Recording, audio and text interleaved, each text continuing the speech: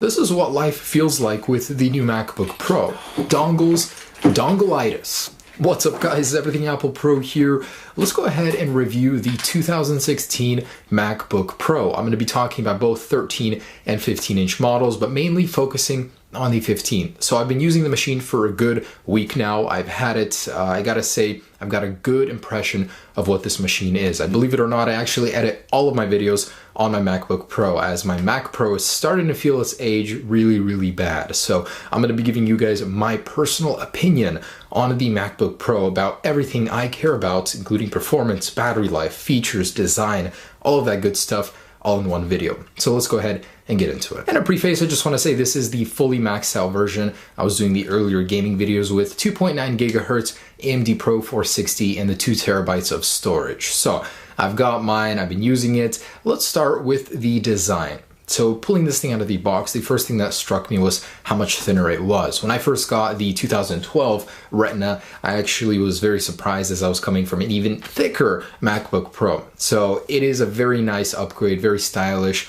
very compact. It's actually a lot smaller, not only in terms of thickness, but in total volume as well compared to the last year's 2015 version. So the design is great, it's fantastic. The little details that I like, the hinge. So the hinge is fully metal now, no plastic on it. For me, that's great because I open this thing so many times per day, and to have a little bit of a better constructed hinge is definitely a great little feature. And plus, it's seamless, it looks better too. So the overall form factor is nice, but the display itself, the bezels have shrunk. That means it has the same size display, but overall smaller form factor, which means it'll be easier to carry around. But for me, that doesn't really matter. I don't really take it places. It's also lighter as well, so that's very nice. Very nice touch on all of those fronts. It really sucks that it doesn't have a glowing Apple logo anymore. One of those things that just made a MacBook special is now gone. The Apple logo is still there, but I gotta say there was something special about it. Sometimes I would take my MacBook and it'd be late at night, I'd go back into my room and I wouldn't have to turn on any lights because the Apple logo would illuminate the hallway for me. So that little tiny detail is gone. Apple removed a lot of things on the new MacBook Pro besides the Apple logo. The SD card slot, the MagSafe, a lot of iconic things are now gone. It's very nice that there are now colors on the MacBook Pro. I wish Apple would have done something like a black to match my iPhone, a matte black. That would have been really cool. Maybe they will with time, but it's nice to have a new choice for color, not just the plain old silver. So let's get to using this thing. I actually mentioned I've been editing videos on this thing for a while, so that means you have to interact with the keyboard and with the trackpad. Did I mention the trackpad is absolutely huge? It's twice as big as the old one, and it's a strange thing adjusting to new technology, because I was looking at my MacBook, and then when I went over to this one to start reviewing with the older one, something didn't fit, something wasn't right. I'm like, why does this thing look so old? And the trackpad, that little tiny thing right there gives the MacBook a huge appearance of something new, futuristic, this big, long trackpad. And it's actually great for functionality, where if I would run out of space, I'm dragging something to another folder, you know, there's so much more space to move along on that trackpad. I haven't had any issues with my palms interfering with anything that I'm doing on the trackpad. I heard some people were, but for me, it really was not an issue. So I gotta say, trackpad is a huge plus. And of course, how could we miss that keyboard? Butterfly number 2. So this time around, Apple has made it a little bit more clickier. You can definitely travel more, but still, it feels like you're almost typing on a flat surface, just a little bit of input. Now, I never thought I would say this, but I actually like it. I don't want to go back to my old keyboard. When I do, when I type on it, it feels like I'm typing on a sponge, to be honest. There's no bounce back. Well, obviously there is, but on the new one, when you type, it bounces back so quickly. It feels like I'm typing way faster. The response when you click it is almost instant. And not to mention the sound, it sounds so clicky, so nice. I really like that. The old one, it's very mushy, and I do like it. It takes some time to get used to the new keyboard, but I think you guys will not want to go back once you begin using it on a daily. Only thing I don't like is that the keys are spaced together more closely than the old ones, so it's going to take me a while to get used to that spacing, because I'm always clicking on the wrong keys when I'm trying to get to the right one. Now, has it been tough adjusting to USB-C? I gave $27 for 3 adapters, and I've been using those, and overall it doesn't feel any different. The only thing that's different is the fact that there's no MagSafe, which really sucks. I mean, if I trip over my laptop, it means I might have a few $1,000 problem now versus before just yanking out. Also, the only thing that bothers me about USB-C is I can't plug in a port without holding the laptop on top. It's too light. Like, it's these little things that bother me. On the old one, you could just slip it in.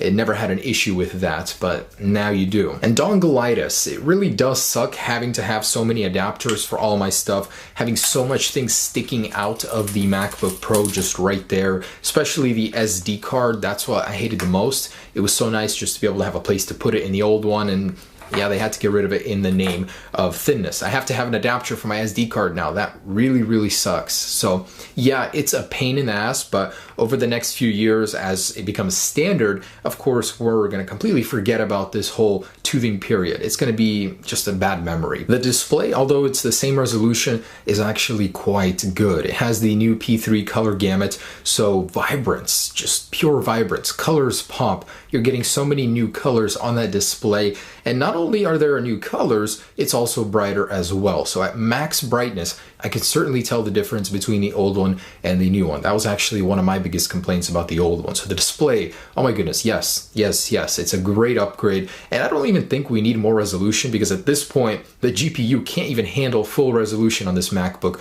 in most areas, most games. So 4K, although it would be nice, is not necessary. I mean, this display is fantastic as is. Now, as nice as the touch bar is, has it influenced anything at all? And I gotta say, no. I mean, when I show someone my new MacBook, I'll show them the touch bar because it's the coolest thing about the new one. And having a secondary display just for those keys, how intuitive it is, how beautiful the display looks, it's nice. I mean, it's something you show this MacBook off with, but is it necessary? Have I used it?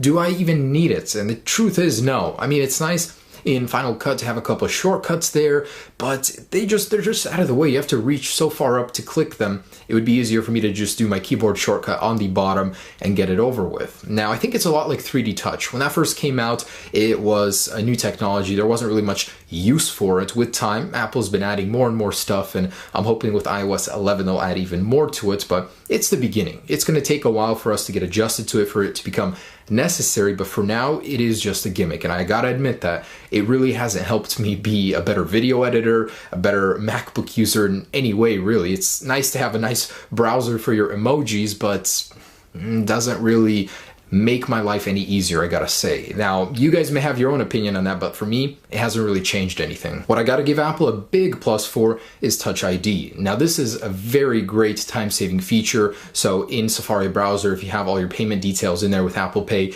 you just touch your finger and you pay for something. It's so easy. It's really intuitive, very easy to use, and it's a second generation Touch ID, so it's very, very fast. I absolutely love the Touch ID on the new MacBook Pro. So performance. Now, I think the two videos I posted about gaming on a MacBook spoke for themselves, but my honest opinion on the performance is disappointing.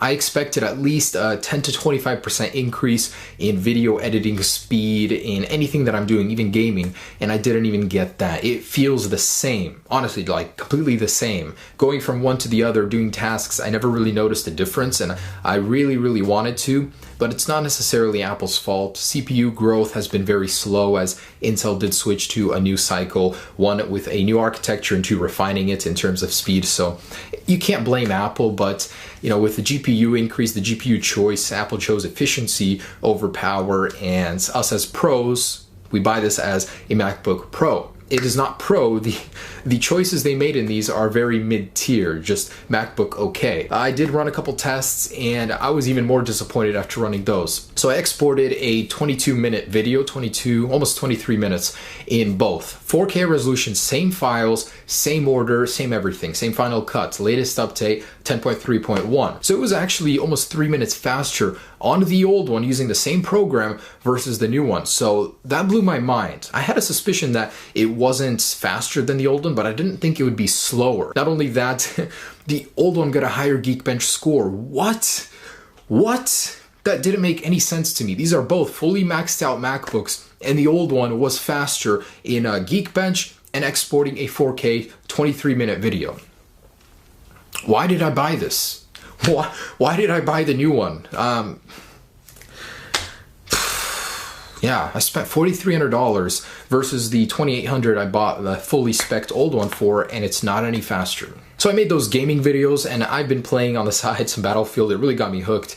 And I gotta say, I'm, well into the campaign, and it's not bad. 1920 by 1200 with medium settings, it's very playable, 30 to 40 frames per second. So for the price, and I'm gonna say this again, it is awful, but it is okay. You can game on it, just don't expect to do anything very high up, very high-end settings or anything like that. Now, I was very surprised about this one. Battery life sucks. Just another reason I hate the new MacBook Pro now. I actually get about 50 to 60% of the same usage, battery life-wise, on the new one versus my old one. I've always really thought the old one was really, really good in terms of battery life. I could watch a ton of videos, a ton of browsing on the internet, and it would last me a good 8 to 9 hours. No lie, like it is so good. The new one, no. It is not as efficient. I'll notice the battery life is almost half of the old one at times, and that really, really surprised me. Okay, let's do a couple good points. Some things I like. I do love the speakers. Okay, wow, Apple, you guys did so well on the speakers on the new MacBook Pro.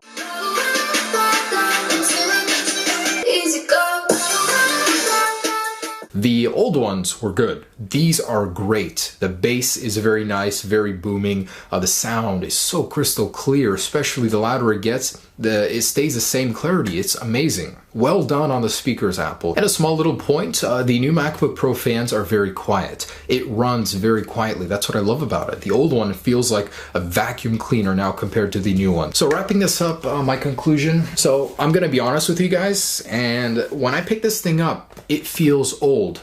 I never thought I would say this, but the trackpad is so tiny. The keys are mushy. It's heavier, bigger, bulkier. I will prefer the new one design-wise.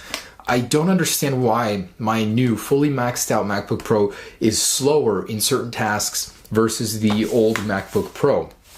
That just blew my mind. So I don't know what I'm gonna do here. Am I gonna continue editing on this one because this is a daily machine, or am I gonna use the new one? I don't know. But disappointing performance from such an expensive machine. The only thing I want to say to you guys is if you guys are thinking about buying it, in terms of hardware, like the speakers, the trackpad, the keyboard, this display, it is so top notch. The performance itself is a little disappointing for the price, but if you guys are going to buy one, the one thing that you should do is max the GPU. That's priority number one. Secondary to that is the storage, and last the CPU. It really doesn't make a difference, just 200 megahertz over the old one, like I bumped mine. It's such a small difference. Unless you are a video editor, you 3D model, you're really not going to feel that. So GPU is the best bang for the buck. Anyways, guys, thanks for watching. That's what I think about the 2016 MacBook Pro. I love it, but I hate it at the same time. Thanks for watching. Hope you guys enjoyed this little review. Peace.